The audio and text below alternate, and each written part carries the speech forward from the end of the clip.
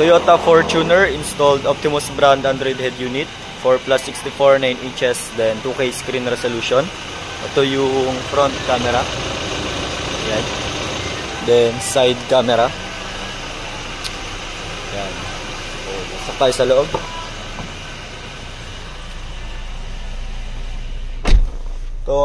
Toyota Fortuner, then nag-install tayo ng Optimus brand Android head unit, 4+64, then 2K screen resolution siya.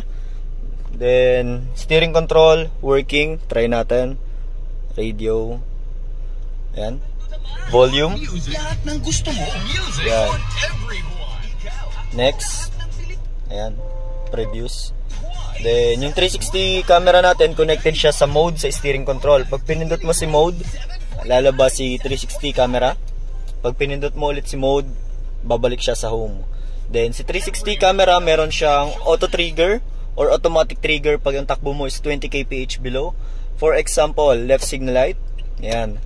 Then pag nag right signal light ka, hazard both sides, then nasa kabilang side yung sasakyan. Then priority ng trigger yung reverse. Ayan. Ayan. So gabi na, pero ayan, malinaw siya. All sides recording din siya. Ayan, may icon ng recording.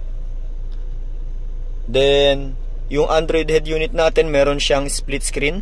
So kung gusto mo mag-open ng dalawang application, for example si Waze and si YouTube, ayan, split screen. Ayan. So makakapag-Waze ka while using the YouTube. Ayan. So wala lang tayong internet. Open natin yung Wi-Fi. Ayan. Yung head unit natin, meron din siyang offline voice command. Ayan, built-in to sa head unit. Meron siyang preset command, system control, media control, navigation control. Try natin yung ibang function. Screen off. Screen on. Ayan. Volume up. Ayan. Off natin pag hindi nagagamitin. Meron din siyang online voice command under kay Google Assistant. So, same function siya sa mga Android na phone. Then, meron siyang Android Auto and Apple CarPlay wireless through Bluetooth. Ayan. Meron din siya iba't ibang application tulad ng Google Maps. Ayan, may Facebook. Then, meron siyang Waze, YouTube, Spotify, Netflix. Then, Google Play Store kung gusto mo pa mag-add ng iba't ibang application. So, yun lang. Optimus brand Android head unit, 4+64, 2K screen resolution. Thank you.